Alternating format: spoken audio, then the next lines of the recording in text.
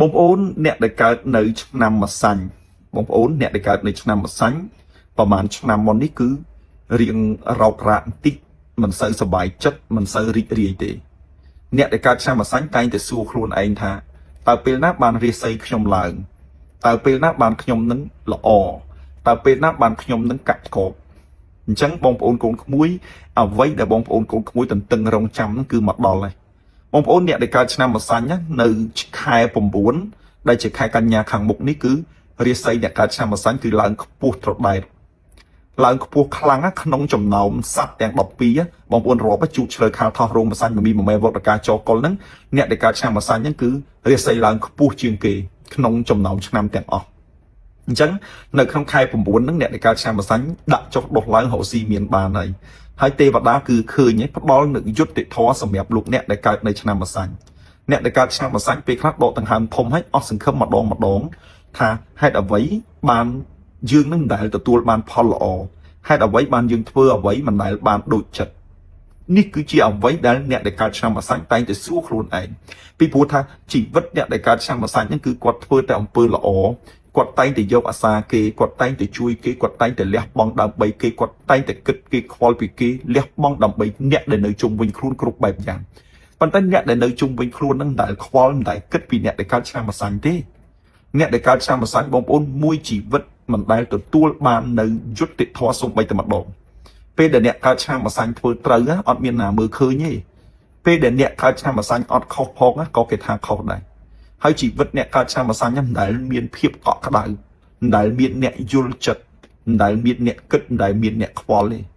ជីវិតនេះត្រូវបានគេបោះបង់ចោលត្រូវបានគេធីបចោលទោះបីជាយើងយ៉ាងម៉េចយ៉ាងទៅក៏គេមិនខ្វល់ដែរហើយយើងបងប្អូនរាល់ថ្ងៃនេះម្នាក់ដែលកើតឆ្នាំម្សាញ់ហ្នឹងបើអ្នកណាអត់ដឹងគេមើលមកគេថាអូអ្នកឯងកើតឆ្នាំម្សាញ់អ្នកឯងរឹងមាំណាស់អ្នកឯងកើតឆ្នាំម្សាញ់អ្នកឯងហ្នឹងក្លាហានណាស់អស្ចារ្យណាស់ទាំងអស់នេះគឺជារូបភាពដែលលោកអ្នកគ្រាន់តែឃើញទេ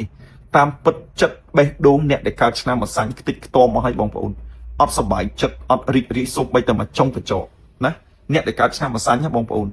គឺខំប្រឹងលះបង់គ្រប់បែបយ៉ាងហើយអត់មានចង់បានអីទេគឺសុំតែការយល់ចិត្តក៏វាអត់មានទៅទៀតណាហើយអារម្មណ៍ហ្នឹងគឺខ្វះខាតតាំងពីកើតមកជីវិតអ្នកកើតឆ្នាំម្សាញ់ដូចមន់ឥតមេអញ្ចឹងណាបងប្អូនយល់ពាក្យមន់ឥតមេឯងមន់អត់មេមន់គេមានមេមន់គេក្រាបគេភ្ញាស់គេកាយចំណីគេក្រងកូនពេលដែលកូនត្រូវភ្លៀងត្រូវព្យុះប៉ុន្តែអ្នកដែលកើតឆ្នាំម្សាញ់ប្រៀបបានដូចជាមន់ដែលគេដាក់ភ្ញាស់នៅក្នុងទូអញ្ចឹងណាកើតមករស់ដោយខ្លួនឯងវេទនាដោយខ្លួនឯងរឹងមាំដោយខ្លួនឯងណាអញ្ចឹងយើងដឹងថាជីវិតយើងគឺมันអាចទទួលបានយុត្តិធម៌ទេជីវិតយើងมันអាចទទួលបានការកោតសរសើរទេអញ្ចឹងយើងខំប្រឹងត្រូវគេខំប្រឹងយល់ចិត្តគេទាំងដែលគេមិនដែលយល់ចិត្តយើងណាបងប្អូនអញ្ចឹងអ្នកដែលកើតឆ្នាំម្សាញ់រាល់ថ្ងៃចង់ទៅរត់ចោលស្រុកចង់ទៅណាឲ្យបាត់ចង់ទៅណាឲ្យផុតកុំឲ្យអ្នកណាមកឃើញមុខយើងទៀតប៉ិនសួរថាយើងទៅបានអត់យើងចិត្តអត់ដាច់ដោយសារយើងគិតអ្នកដទៃច្រើនជាងខ្លួនយើងរាល់ថ្ងៃនេះអ្នកកើតឆ្នាំម្សាញ់បើមានលុយស៊ីតែឯងស៊ីអត់អស់ប៉ុន្តែវាត្រូវគិតអ្នកដែលជុំវិញខ្លួនប៉ុន្តែអ្នកដែលនៅជុំវិញខ្លួនហ្នឹងណាមិនដែលគិតមិនដែលខ្វល់មិនដែលបារម្ភពីអ្នកដែលកើតឆ្នាំម្សាញ់ទេចង់ឲ្យយ៉ាងម៉េចក៏យ៉ាងទៅពាក្យខ្មែរថាចង់ឲ្យស្លាប់ក៏ស្លាប់ទៅចង់ឲ្យមិនទៅអត់ដែលទេអត់ដែលទេមកសួរថាណែឥឡូវហ្នឹងកូនហើយកូនឯងកើតឆ្នាំម្សាញ់កូនឯងយ៉ាងម៉េចហើយកូនឯងពិបាកអត់កូនឯងវេទនាអត់កូនឯងតោកយ៉ាក់ក៏អត់អីអត់មានជីវិតនេះគឺវាអត់ឃើញហ្មងណាហើយអ្នកឆ្នាំម្សាញ់ធ្វើអីមិនដែលត្រូវទេបងប្អូនហើយបើយើងធ្វើខុសគេមើលឃើញលឿនណាប៉ុន្តែបើយើងអត់ខុស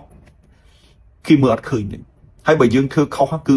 គ្រប់គ្នាគេថាឲ្យយើងហ្មងអត់មានណាមួយគេមកខ្វាត់ថាកុំថាឲ្យវាល្អវាអត់មានណាហើយជីវិតនេះមិនដែលមានអ្នកយល់ចិត្តទេឪពុកម្ដាយម៉ែឪកុំយល់ចិត្តបងប្អូនកុំយល់ចិត្តប្តីកុំយល់ចិត្តកូនចៅកុំយល់ចិត្តជីវិតនឹងគឺវារងនៅភាពអយុត្តិធម៌ហើយឯកោជាទីបំផុត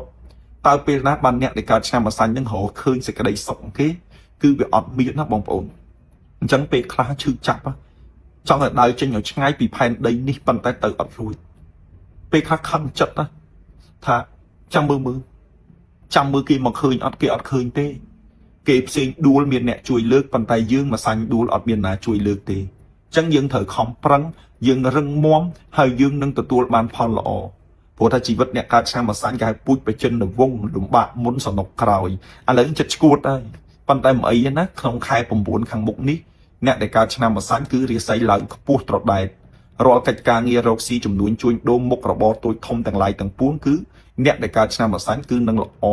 ហើយហេងហើយកាក់កបអញ្ចឹងអ្នកដែលកើតឆ្នាំម្សាញ់ទាំងអស់សូមលោកអ្នកសប្បាយចិត្តហើយរីករាយយើងនឹងទទួលបាននៅរឿងល្អរឿងណាដែលមិនទាន់បានល្អវាប្រែទៅជាល្អរឿងណាដែលមិនទាន់បានជោគជ័យវាប្រែទៅជាជោគជ័យនៅក្នុង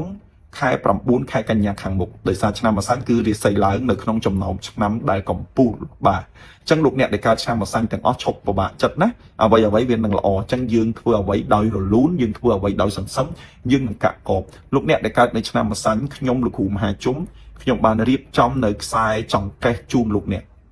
ដោយសារខ្ញុំមើលឃើញថាលោកអ្នកដែលកើតឆ្នាំម្សាញ់នឹងកំពុងតែមានបញ្ហាកំពុងតែរងទុក្ខកំពុងតែលំបាកកំពុងតែវេទនាហើយធុញថប់អបប្រមល់គិតអីអត់ចេញទេគិតអីមិន